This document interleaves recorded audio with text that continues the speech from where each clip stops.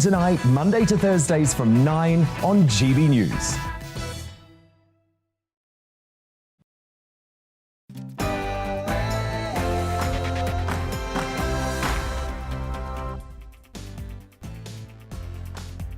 AM, and this is the briefing with me, Tom Harwood, on your TV and your radio this Thursday morning.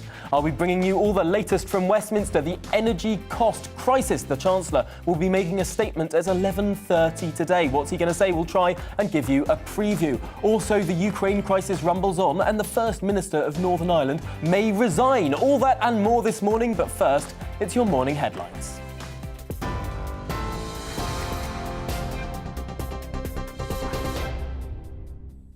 Good morning, it's 9:30. I'm Rhiannon Jones in the GB newsroom.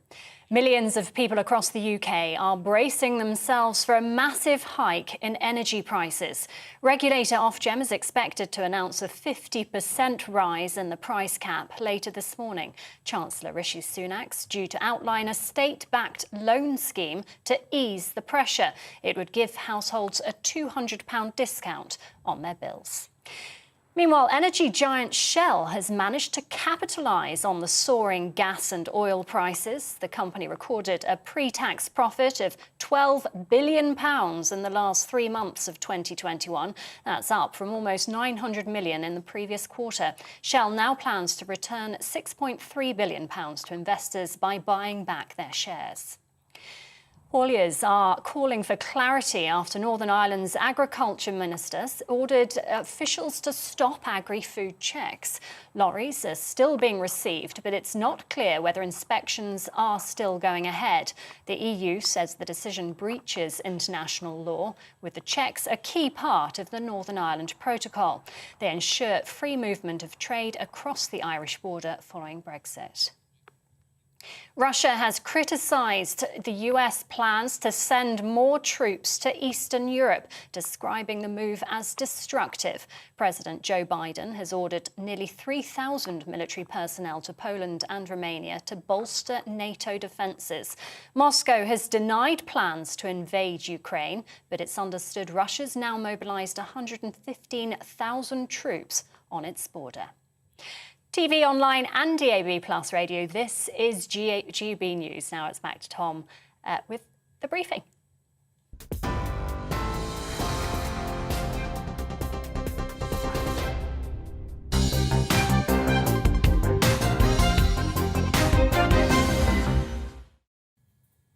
Good morning, it's 9:33 and this is the briefing with me, Tom Harwood, on your TV, on your radio and online. Now, first of all, let's turn to the dominant story of the day, and this is one that affects all of us in our own pockets. The growing cost of living crisis. Well, with inflation at a 30-year high, energy prices spiralling, interest rates rising, and the national insurance tax hike going ahead, many Brits will be concerned about their finances. This morning, the energy price cap is set to rise, although this particular government intervention has for some time now obscured the real issue of rising wholesale costs, driving almost 24 firms out of business. The political website Guido Fawkes this morning noted a perfect storm on the issue of energy costs. In a tweet entitled, "How to Have an Energy Costs Crisis." Number 1, increasing taxes on energy. Number 2, fix energy prices. Number 3, fail to develop domestic gas supplies. Number 4, fail to innovate and build nuclear. Number 5, shut down coal power stations.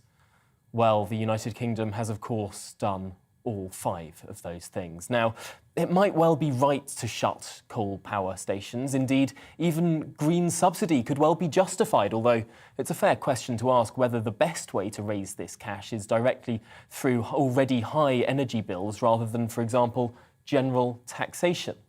But undoubtedly, there's been a failure in energy policy over the last 2 decades, not just in this country, but across Europe. Over-reliance on Russian gas, not enough nuclear power, the bizarre rejection of domestic shale gas exploration, and in the UK specifically, the over-regulation of a market. Government artificially and unsustainably fixing prices in a way that sent 24 firms out of business.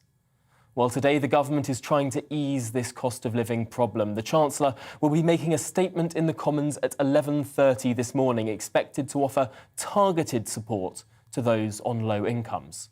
He will also deliver a press conference on the measures at 5 p.m. today. We'll bring you both of those live on GB News.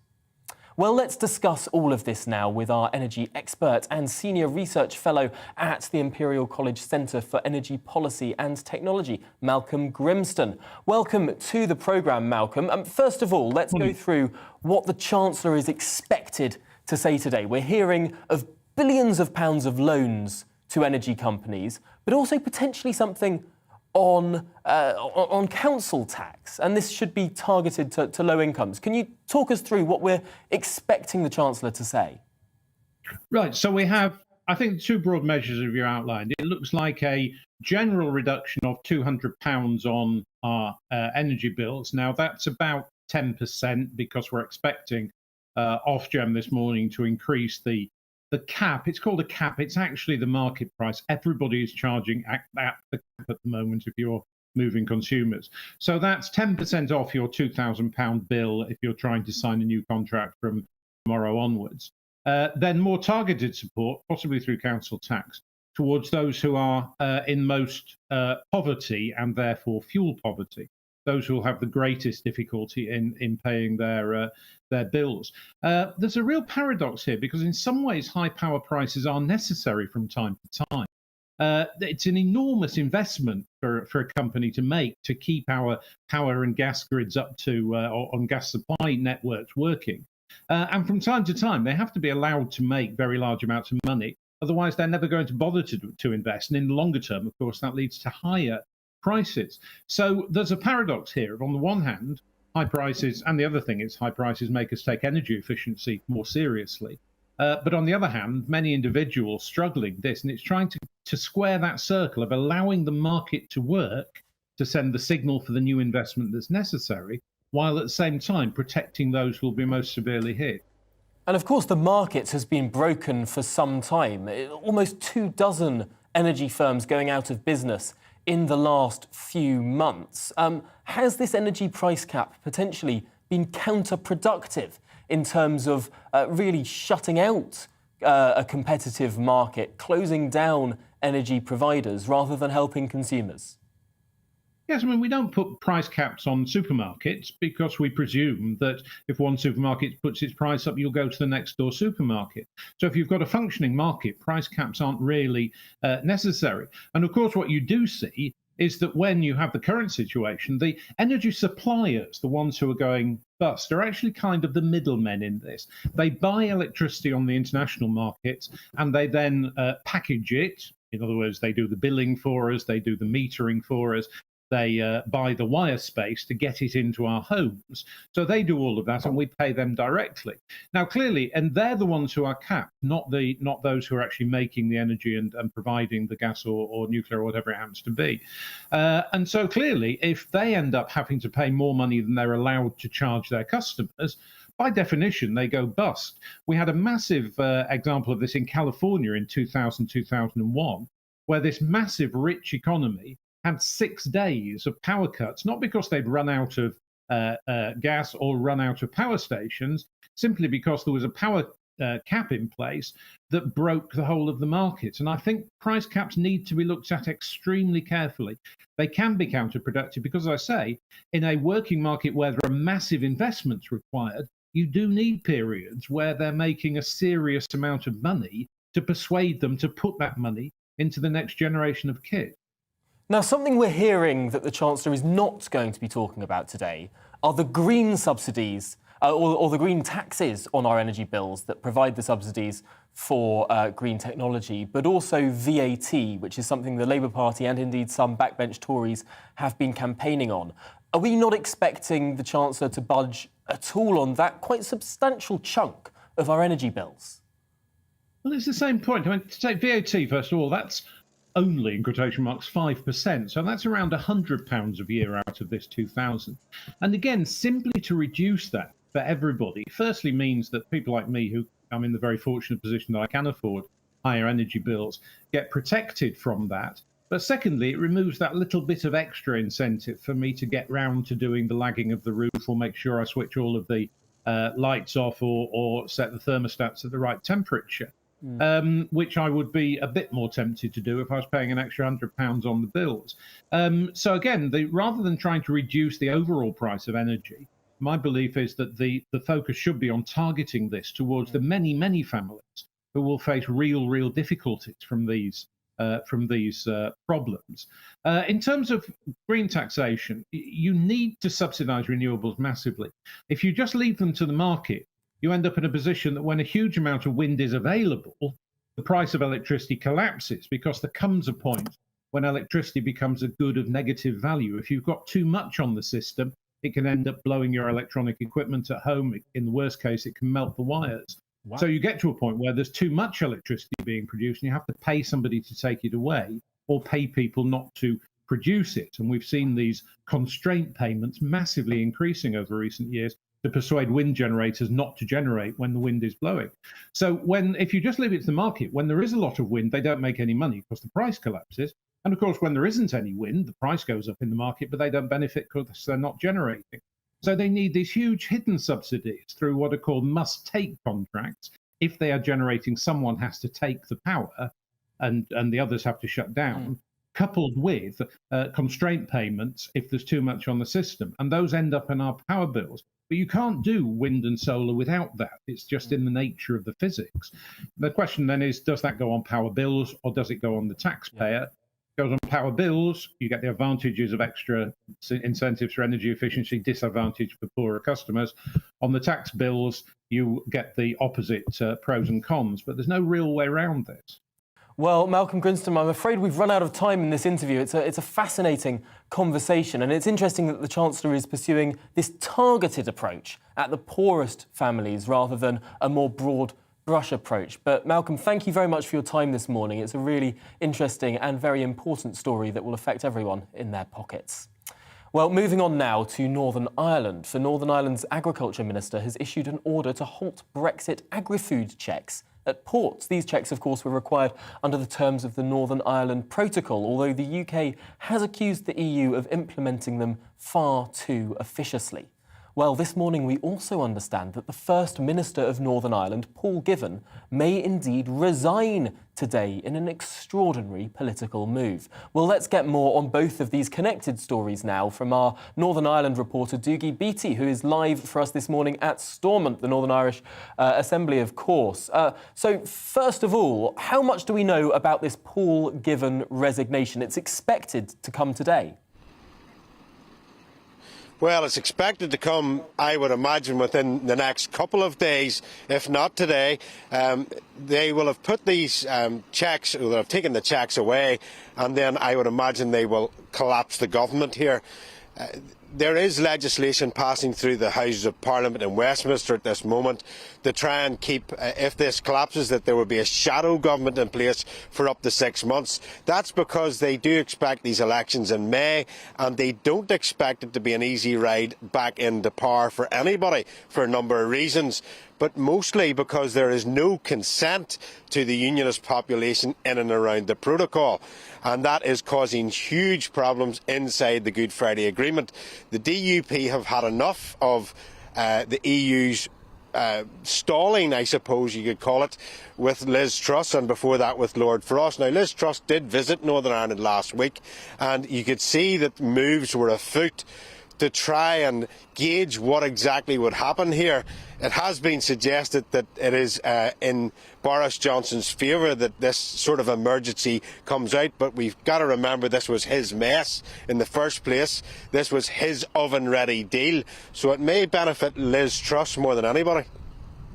Very interesting. Now, I've heard that there may well be royal assent for that legislation on Monday, which would mean if the resignation could be held off until Monday, there wouldn't be a collapse in government. But things are being cut very, very fine on this issue. It's an extraordinary political time in Northern Ireland, the resignation of a First Minister. But let's talk more specifically about these checks at the ports, of course, brought in as a result of the protocol. The UK government has argued that they never envisioned that the protocol they signed would be implemented in the way that it has, with every jot and tittle being lusted after by the European Union and not more care taken. For example, the mud on the tyres of tractors being checked because it wasn't compliant with protocol rules. Does the UK government have a point here that they signed up to something that they thought would be implemented more loosely? Well, I think the British government signed up to something. When you actually read the protocol, I don't think they read it very well at all when they signed up to it. I think Boris Johnson was in a very big hurry to get Brexit done. I think that was more to the point, and in doing so, he annexed part of the UK. The EU said it was to keep away, or to keep the Good Friday Agreement in place. That wasn't the case either. And now that Sinn Féin are ahead in the polls in the Republic of Ireland and will probably be the biggest party, well, they already are the biggest party, but they haven't got enough to form a government. The next time round, that will probably be the case. And the EU may ask Sinn Féin to partition Ireland to keep inside the single market. All is to play for here at this minute in time. And the protocol's checks, well, they are just far too strict. There are lorries coming into supermarkets here that are being held for hours. Their loads are being turned back by the customer because they have been open too long. The refrigeration hasn't been held. There's all sorts of nonsense. And that then brings us to the point of civil servants. If they continue doing these checks, if this is legal, and it looks to be that way, that those civil servants could face prosecution or even be fined, or some sort of financial implications for them, because what they're doing is not legal. So it has thrown everything into the air. But I see that media sources are reporting checks are still going on at ports, but there's always checks at Northern Ireland ports, especially around livestock. That's how foot and mouth was kept out of Northern Ireland, blue tongue was kept out, and it's how the recognised herd scheme that was rolled out in Northern Ireland many, many years ago from farm gate to plate still stays in place. So those type of checks will always be taking place. But yes, the European Union has looked far, far, far. They've went into the nitty-gritty of everything that they've been looking for, and it's that has brought this place down. Well, it's a developing story. We'll see whether this order is followed through in full. It is fascinating. It's extraordinary to many, many people that the food regulations in the UK have not changed one jot compared to 5 years ago, and yet the same lorries now have to be checked for what? What on earth are they looking for in these checks? It's exactly the same food under the same regulations that was going before. It's an extraordinary situation, but Doogie, for now, thank you for that update. We will keep following this story as it develops. Well, now moving on to another very big story this week. We've been following the developments on the Ukrainian border as fears of a Russian invasion have exasperated growing tensions between the East and the West. There are currently at least 100,000 Russian soldiers along the border, as well as tanks and missiles. Russian political figures have gone on the offensive as well, with Dmitry Polensky, Russia's deputy ambassador at the United Nations, criticising the UK, saying, "There is always room for diplomacy, but frankly, we don't trust British diplomacy. I think in recent years, British diplomacy has shown that it is absolutely worthless." Of course, I think that we shouldn't not expect the Russians to be attacking the British, because the British have taken a very strong stance against Russia on this issue. Of course, Prime Minister Boris Johnson visited Ukraine just this week, promising a further £88 million in extra aid on top of those anti-tank missiles we've provided and training to Ukrainian troops. Well, General Sir Richard Sheriff was the Deputy Supreme Allied Commander Europe between 2011 and 2014, and he joins me now. Welcome to the programme. Thank you for making time for us this morning. More troops we're hearing, more Russian troops on the border of Ukraine. Is Russia serious about potentially invading? And further to that, would it be a full-scale invasion or the sort of incursion that Boris Johnson warned about on Tuesday, some toe caps going over the line? Yes, Russia is serious. And this is the most dangerous crisis facing European security, arguably transatlantic security, arguably since the Cuban Missile Crisis of 1963.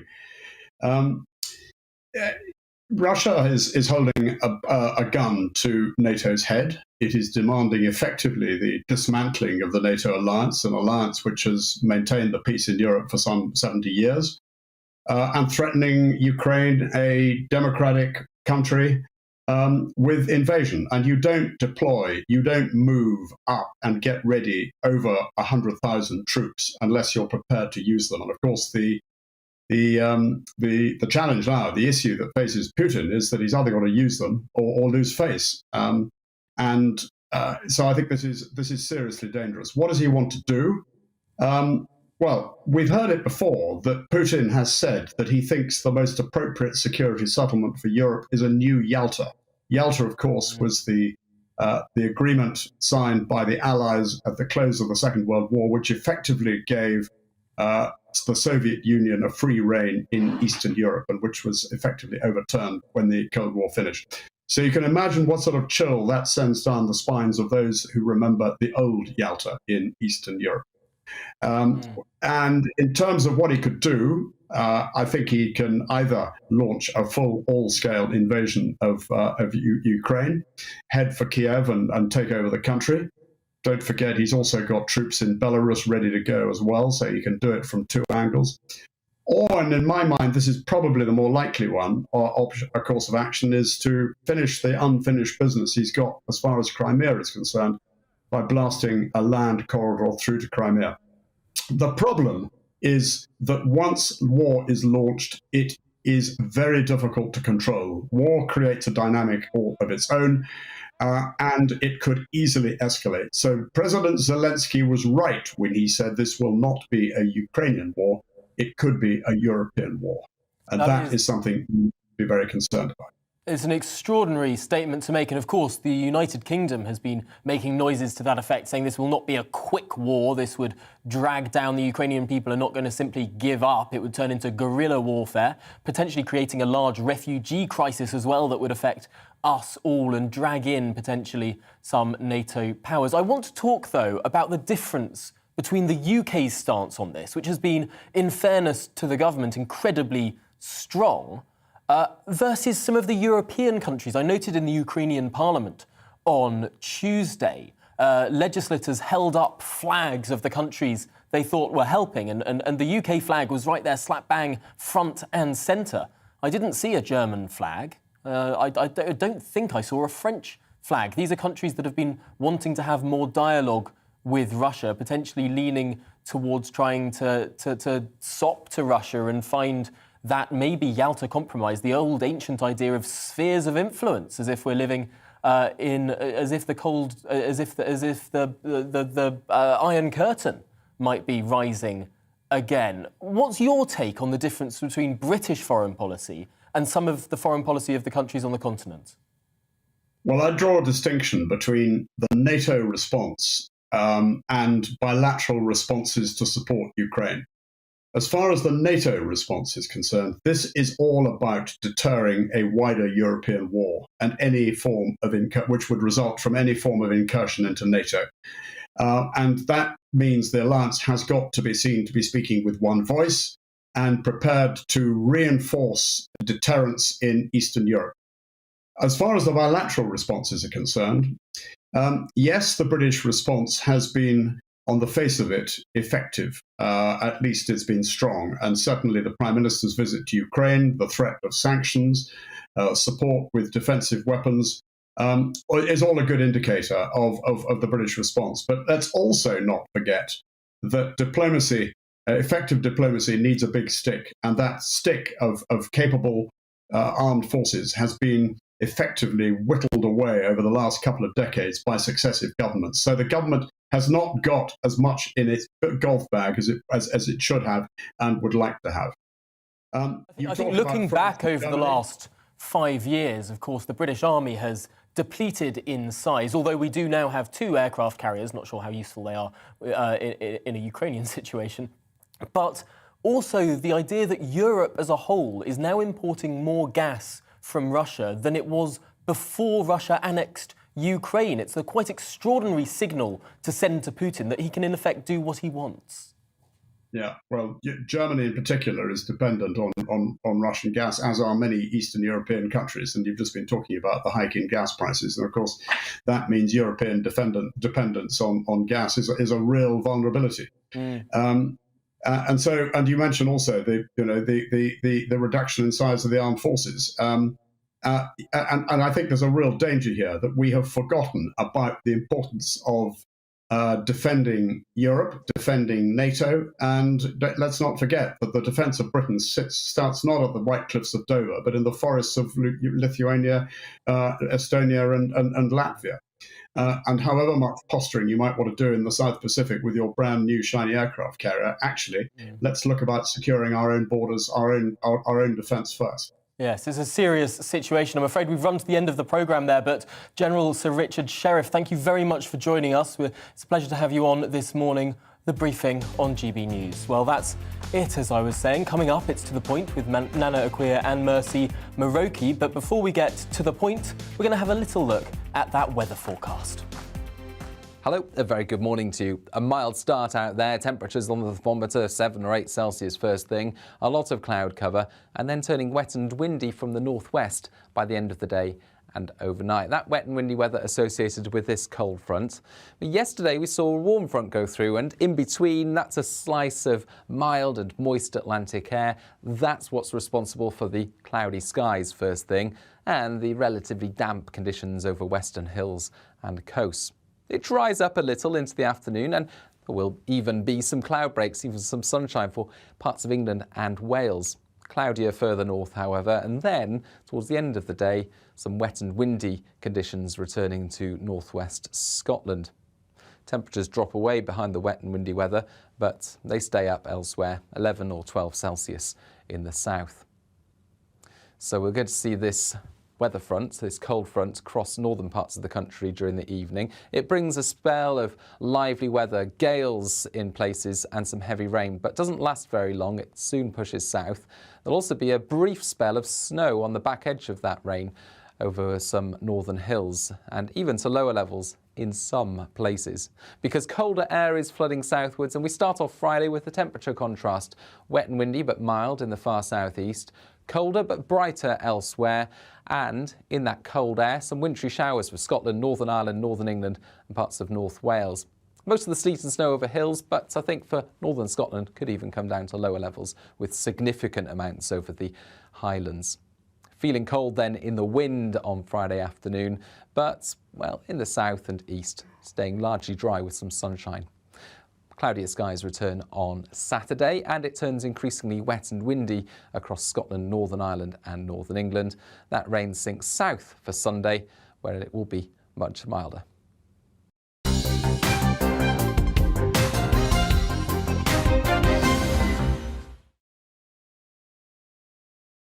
GB News is the UK's home of discussion and debate from all perspectives. To stay up to date on the latest stories, make sure that you subscribe to the GB News channel right here on YouTube. You can watch us live 24/7 across the whole world. You can also check out exclusive content and catch up on previous episodes of your favourite shows. Every day, we ask the questions that you'd ask, so why not add your voice to the conversation in the comments section? Don't forget to subscribe. We are GB News.